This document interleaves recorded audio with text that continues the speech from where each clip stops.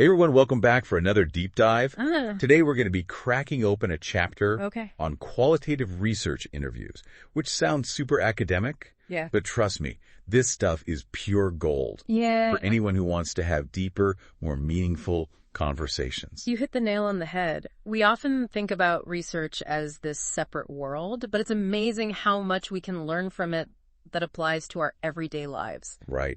So this chapter really digs into the nitty-gritty of how to conduct an interview. Everything from setting up the right environment to navigating those tricky Yeah. conversational waters. Uh-huh. And I have to admit, I was surprised by how much of this stuff I could immediately apply to my own conversations. It's fascinating how much our environment can impact how open we are to sharing. The chapter kicks off by talking about creating a comfortable space for the interview, and I think that's something we often overlook in casual conversations. Totally. The book even shares this funny story about a researcher who accidentally left their digital recorder running during lunch and ended up capturing this incredibly revealing off-the-record conversation. Oh, wow. It really highlights how important it is to create that sense of safety and privacy. It makes you wonder how many amazing conversations we miss out on just because the setting isn't quite right, you know? Yeah? Maybe instead of meeting for coffee, we should be inviting people over for tea and a chat in a cozy living room. Okay, I love that. You've officially inspired me to revamp my guest room for maximum conversation potential. So, moving on from the physical space, the chapter dives into something else that can make or break an interview. First impressions. This is where things get really interesting. The book talks about how the interviewer's appearance and demeanor can subconsciously impact the interviewee's perception. Interesting. It even mentions some research that suggests women are often perceived as better listeners. Whoa, that's wild. Yeah. I never really thought about how my own appearance might be influencing the people I'm talking to. It makes you realize that we're always sending signals, even when we're not aware of it. Exactly. And the chapter goes on to say that rather than trying to camouflage our differences, whether it's age, race, gender, we should actually use them as opportunities to connect on a deeper level. I think that's such a powerful idea, embracing our differences as strengths rather than trying to minimize them. Yeah. Now, on a more practical level, the chapter also gives some great advice about how to make those initial moments of the interview feel comfortable and welcoming. Think about it. You want to make the person you're talking to feel at ease. That's key to building rapport. Absolutely.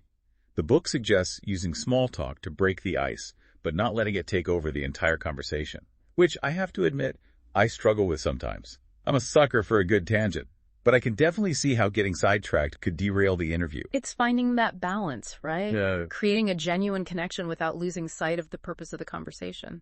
You know what else I found really interesting? The book talks about how sometimes my credentials or experience can actually make people feel less comfortable opening up. The expert trap. Yeah. It happens to the best of us. I've actually started incorporating this little trick where I intentionally fumble with the technology a bit, just to kind of humanize myself and show that, hey, I'm not perfect either. I love that. It's about meeting people where they are, right? Yeah. Creating a level playing field where everyone feels safe to be vulnerable. Exactly. Now, speaking of feeling uncomfortable, let's talk about that necessary evil, formal consent. Right. The chapter acknowledges that obtaining consent can be awkward, but it emphasizes how crucial it is to handle it in a way that's both ethical and conversational. Yeah, the book cautions against sounding robotic or overly formal when delivering that information. But I've always struggled with that. How do you strike that balance between being professional and being genuine? I think the key is to focus on clear communication and connection. You want to make sure the person understands what they're agreeing to, but you also want to do it in a way that feels human and respectful. So instead of just reading off a script, maybe it's about explaining things in plain language and really taking the time to answer any questions the person might have. Exactly. It's about treating them like a partner in the conversation, not just a subject. That makes so much sense. Okay, now that we've covered the importance of setting the stage and making a good first impression, let's dive into the heart of the interview. Asking and not asking questions. The chapter has some really interesting insights on this front. One of the key takeaways is that too many questions can actually hinder the interview process.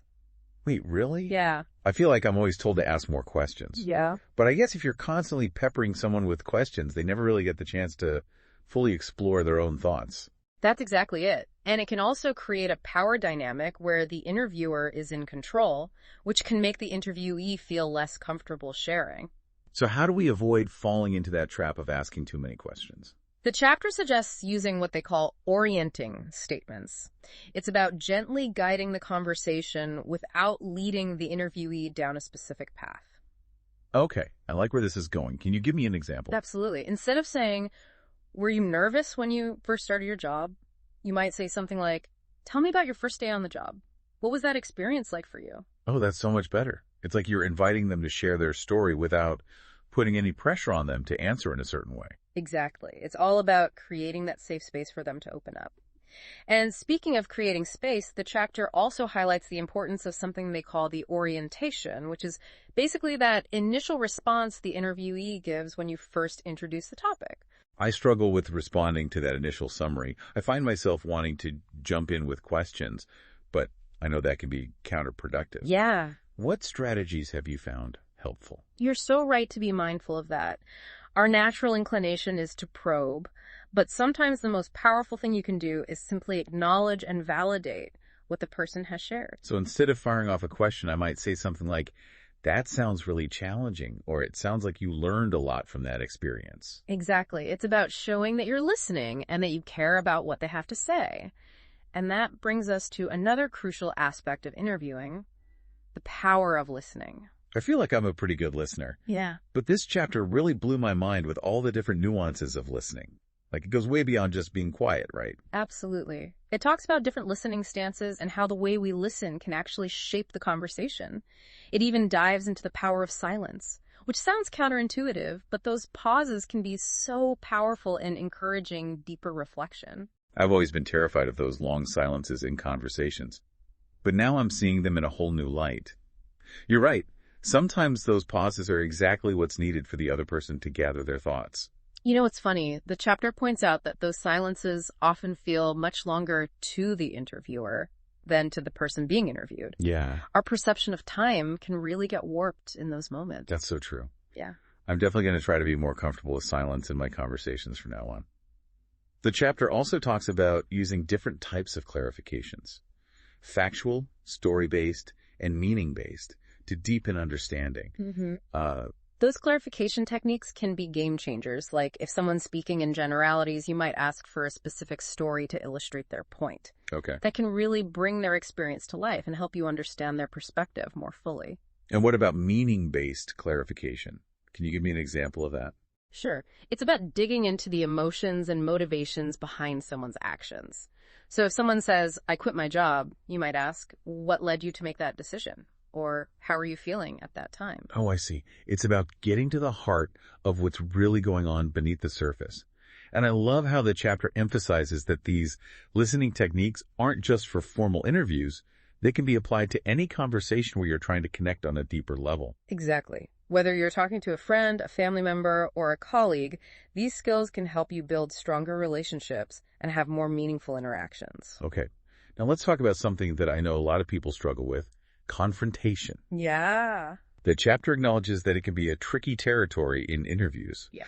but it also emphasizes how important it can be for uncovering deeper insights. The key, of course, is to approach confrontation with sensitivity and respect. It should never be about putting someone on the defensive or challenging their beliefs. Totally. The book shares this example of a researcher who was interviewing women who had returned to abusive partners. The researcher kept challenging her decisions, and it just shut down the conversation completely. It's a stark reminder that we need to be mindful of the power dynamics at play in any conversation. And sometimes the most compassionate thing we can do is simply listen without judgment. That makes me think of another example from the chapter. The researcher who was interviewing a woman about her relationship with her children. He used a very gentle form of confrontation, basically just reflecting back what she had said and asking her to clarify her thinking. And it led to this incredible moment of self-discovery for the woman. That's the power of skillful confrontation, right? It's not about attacking someone's perspective, but about creating a safe space for them to explore their own thoughts and feelings. Now, after diving into all these different techniques, the chapter ends by describing this beautiful ideal, where the interviewer and interviewee are moving together, following each other's leads in a kind of conversational dance. I love that image. It really captures the essence of a truly insightful interview. And they use this metaphor of two ropes, the interviewer holding one end, the interviewee holding the other, to illustrate the balance between staying true to the research question and staying fully present with the person you're talking to. It's like walking together on a dark road. You need to hold onto that rope for guidance, but you also need to be flexible and adjust your steps as you go. I'm curious, have you ever done that nonverbal exercise they describe in the chapter? The one where you try to connect with someone without using any words? I haven't, but it sounds fascinating. Yeah. I'd love to give it a try sometime. Me too. It really highlights how much we communicate through our nonverbal cues, our body language, our tone of voice, even the way we breathe. It's all part of that dance of empathy and understanding. I came into this deep dive thinking I knew a thing or two about having good conversations, but I'm walking away with a whole new toolbox of techniques. Oh, yeah. What about you? What really stuck with you from this chapter? Honestly, it's the power of approaching conversations with a researcher's mindset. Okay. It's not about extracting information, but about cultivating curiosity and really listening to understand. I love that. It's like shifting from what can I get out of this conversation to what can I learn from this person? Exactly. Yeah. And that simple shift can make such a difference in how we approach our interactions. For sure. One of the most practical takeaways for me was the idea of using orienting statements instead of leading questions. Right. It's something I can immediately apply in my everyday conversations. Me too. Yeah. And I'm definitely going to try to be more intentional about creating that safe, comfortable space for people to open up. Yeah. One thing that really resonated with me was the idea that we shouldn't shy away from our differences in conversations. Right. Those differences can actually be a source of connection and deeper understanding. So true. It's about embracing those differences and seeing them as opportunities to learn and grow. Now, before we wrap up, I have to ask, do you have any final thoughts for our listeners? Something to chew on as they go about their day? Well, as you go about your day, pay attention to the power dynamics in your conversations. Okay. How can you use these techniques to create a more equitable space for sharing? Think about how you can apply those listening techniques, the silence, the clarifications, not just in interviews, but in all your interactions. That's such great advice. I encourage everyone listening to experiment with these techniques and see how they can transform your conversations. Who knows, you might be surprised at the depth of connection you can create just by shifting your approach. And that's a wrap for this week's Deep Dive. Join us next time when we'll be exploring. Well, let's just say it involves something sweet and a bit sticky. Stay tuned.